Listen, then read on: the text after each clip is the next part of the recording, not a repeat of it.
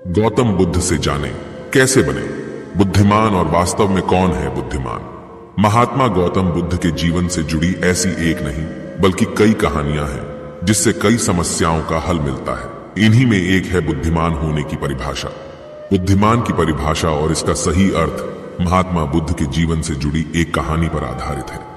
बुद्धिमान से जुड़ी महात्मा बुद्ध की कहानी। एक गांव में एक लड़का था जिसका दिमाग बहुत तेज था।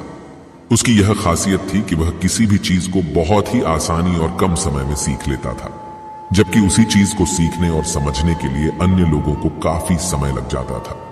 लड़के की यह ख्याति दूर दूर तक फैल गई। सभी लड़के की तारीफ में कहने लगे कि उसके जितना बुद्धिमान कोई नहीं है। लड़का चित्रकारी, मूर्ति बनाना, गीत गाना जैसे अन्य कई चीजों को जानता था। अपनी प्रसिद्धि को बढ़ाने के लिए वह अन्य काम और चीजों को सीखने लगा।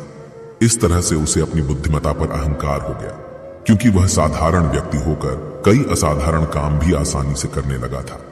एक दिन लड़के का सामना महात्मा बुद्ध से हुआ। लड़के को खुद पर खूब अहंकार था और इस कारण उसे किसी से ईर्ष्या नहीं होती थी, क्योंकि वह खुद को ही श्रेष्ठ समझता था।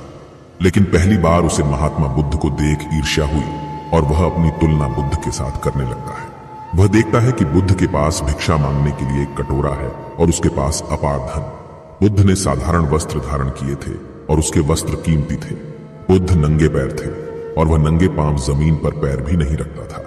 इस तरह से लड़का एक नहीं बल्कि कई चीजों से गौतम बुद्ध के साथ अपनी तुलना करने लगा।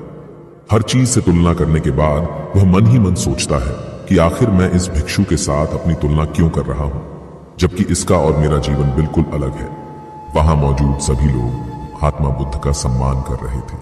लड़का सोचने लगा कि आखिर इनमें ऐसा क्या है जो मुझ में नहीं है, जिस कारण मेरे भीतर इनके प्रति ईर्ष्या पैदा हो गई। अपने मन में चल रही जिज्ञासा को शांत करने के लिए वह बुद्ध के पास जाता है।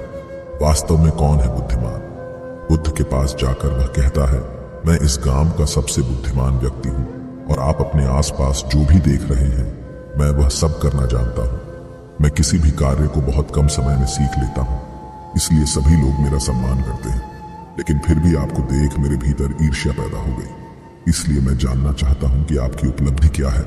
सभी आपको इतना आदर सम्मान क्यों दे रहे हैं? लड़के के सवाल का जवाब देते हुए बुद्ध कहते हैं, मेरी कोई उपलब्धि नहीं है, लेकिन तुम कह सकते हो कि मेरी यही एक उपलब्धि है।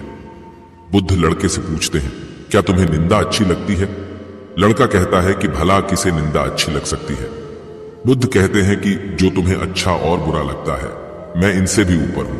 मुझे ना निंदा सताती है और ना अपनी प्रशंसा से प्रसन्न होता हूं। यही अंतर है तुम में और मुझ में। बुद्ध कहते हैं, तुमने सैकड़ों काम सीखे, लेकिन सबसे जरूरी काम को सीखना भूल गए। लड़का पूछता है, कौन सा काम? बुद्ध ने दिया, बुद्धिमान होने का ज्ञान। बुद्ध कहते हैं कि क्या तुम्हें मन को नियंत्रण करना आता है? यह बात सुनकर लड़का समझ जाता है कि उसे बुद्ध से ईर्ष्या क्यों हुई। बुद्ध कहते हैं, जिसने संपूर्ण जगत जीत लिया लेकिन अपने मन को नहीं जीत पाया, उसने कुछ भी नहीं जीता। वहीं जिसने अपने मन को जीता लेकिन अपना सब कुछ गवा दिया, फिर भी उसने सब कुछ जीत लिया। बुद्ध की यह बात सुन लड़के का अहंकार टूट गया। उसने बुद्ध से कहा कि क्या आप मुझे अपने मन को जीतना सिखा सकते हैं? बुद्ध कहते हैं, जरूर, लेकिन इसके लिए मैं तुम्हारी सभी उपलब्धियां छीन लूंगा।